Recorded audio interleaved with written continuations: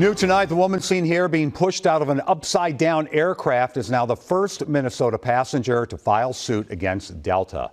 Lawyers for that Minnesota mother say what happened to her was just plain wrong.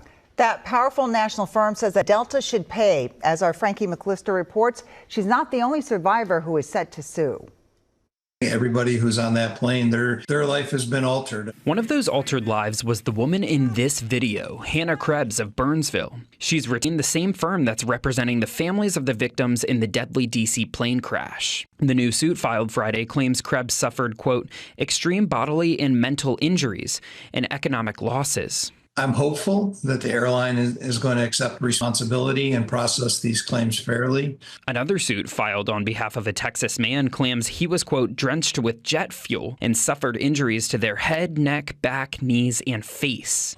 Delta already offered $30,000 to each of the 76 passengers on that flight from MSP, but it may not be enough to stop a slew of lawsuits. Do you think more of these lawsuits will be coming about? I do. We've talked to a number of passengers that have all expressed interest in filing suits. And another Minnesota passenger, Matt Cunningham. There's a moment where you realize I'm in a plane crash. This commercial airliner is on its side and now it's upside down. They're not supposed to be upside down. Has also retained an attorney. She's recommending to hang tight for now. We still have to get a grasp on not just what happened and how the crash occurred, but we have to figure out what's going on with our clients. But she also places blame on the people in the flight deck. They all walked off this plane alive by the grace of God. It had nothing to do with what the pilots did. The design of the airplane saved them. It was a preventable accident, it's unfortunate.